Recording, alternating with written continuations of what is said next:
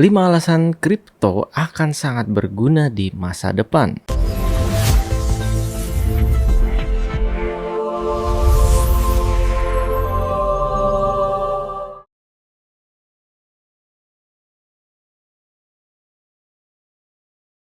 Hai Trader Universe, oke kali ini kita akan membahas apa sih fungsi kripto yang akan berguna di masa depan. Sebenarnya banyak banget, tapi setidaknya di sini saya ambil 5 alasan yang akan sangat berguna banget, bahkan sudah bisa dirasakan dari sekarang. Jadi memang untuk saat ini kripto itu untuk adopsinya masih sangat kecil ya, terutama dalam teknologi yang digunakan. Oke, di sini langsung aja akan kita bahas 5 alasan kenapa kripto akan sangat bermanfaat di masa depan. Yang pertama, yaitu transaksi global akan jauh lebih cepat dan murah. Kalau kalian tahu ya, di saat kalian mengirim uang ke luar negeri atau dari luar negeri dikirim ke Indonesia gitu, itu akan membutuhkan waktu yang sangat lama. Biasanya menggunakan Western Union atau transfer antar bank yang membutuhkan waktu bisa berhari-hari. Oke, kita lihat teknologi yang sudah mulai modern, yaitu PayPal. Dulu juga sempat rame ya PayPal ini ya. Biasanya ini masih digunakan sampai saat ini untuk kalian yang kerjanya itu WFH. Jadi mengerjakan tugas-tugas atau menyediakan jasa di mana klien kalian itu adalah orang luar negeri. Biasanya mereka akan membayar menggunakan PayPal sebelum ada kripto. Dan bahkan sampai saat ini juga masih berjalan ya, karena saya pribadi juga masih menggunakan PayPal untuk transaksi secara resmi untuk bidang jasa dari klien saya yang di luar negeri. Itu pun di saat kita melakukan withdrawal menggunakan PayPal ke bank lokal di Indonesia bisa membutuhkan waktu berhari-hari juga. Dan juga bergantung pada hari kerja. Kalau kalian transfernya di weekend, itu bisa masuk di hari Senin atau di hari Selasa. Karena dari PayPal masuk ke bank lokal itu juga butuh proses di hari kerja ya. Namun kalau kita menggunakan kripto, misalkan USDT aja deh, yang masuk dalam kategori stabil coin. Artinya 1 US dollar sama dengan 1 USDT. Kalau kalian menggunakan jaringan USDT aja itu transfernya cepet banget, hitungan menit bahkan detik.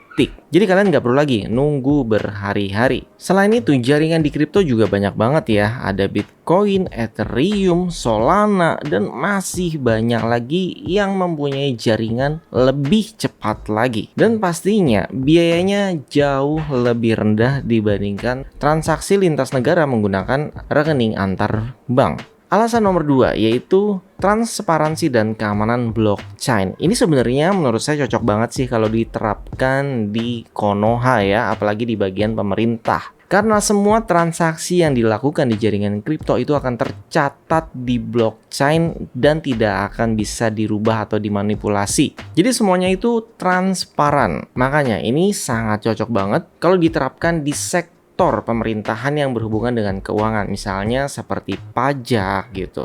Karena kalau kalian bayar pajak di Konoha, kalian kan juga nggak bisa lihat nih setelah kalian transfer gitu ya. Ya udah, kalian hanya bisa melihat dari mutasi rekening kalian aja. Kalian nggak bisa lihat ya perubahan yang ada di sana gitu, atau kita bisa melihat pembukuan data kita setidaknya ya, secara transparan dari pembayaran tahun ke tahun. Alasan yang ketiga yaitu akses keuangan untuk semua orang. Jadi biasanya yang punya rekening bank pastinya itu wajib mempunyai KTP dulu ya, atau kartu identitas penduduk. Dan kalau kita mau buat rekening buat anak-anak kita gitu, misalnya kita harus membuatkan tabungan khusus nih, tabungan pendidikan. Namun di kripto kalian bisa langsung membuatkan rekening buat anak-anak, yaitu kita bisa gunakan yang namanya wallet Web3, dimana ini bisa disimpan di HP, di flash disk, atau di komputer. Jadi intinya kita bisa membuat wallet dimanapun, yang penting ada penyimpanannya dan bisa connect ke internet untuk transaksinya.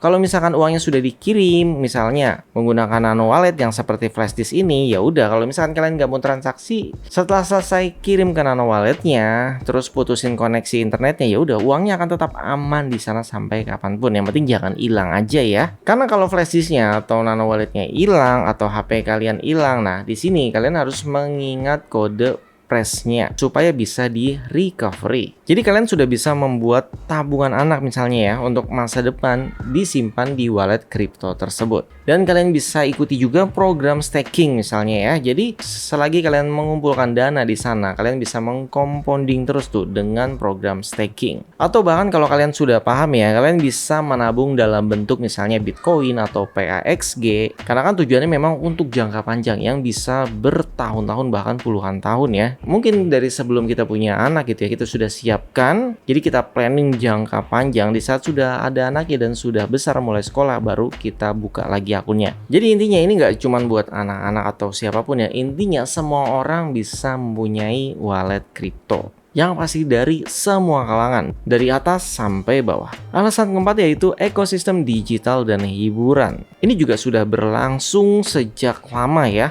Jadi di kripto itu tidak hanya transaksi jual beli saja, tapi ada dalam game kripto juga. Contohnya ada yang namanya NFT, Metaverse, hingga game-game yang sudah banyak ya saat ini ya, yang mengintegrasikan kripto di dalamnya. Jadi nanti di dalam game tersebut kita bisa menggunakan kripto untuk beli item, skin, karakter di game, atau bahkan kalian bisa membuat NFT dari dalam game tersebut yang nantinya bisa dijual dan bisa dicairkan menjadi uang nyata.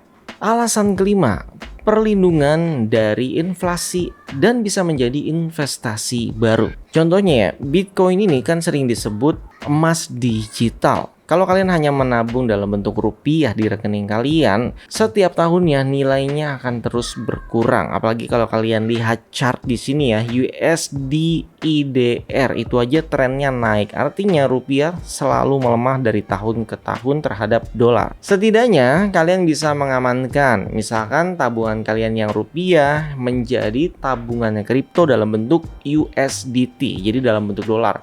Atau kalau kalian memang untuk jangka panjang, jadi bukan hanya untuk inflasi ya, tapi menjadi investasi baru. Kalian juga bisa cicil dalam bentuk Bitcoin. Tapi ingat ya, ini beresiko juga karena Bitcoin juga tetap ada koreksi harga turunnya ya.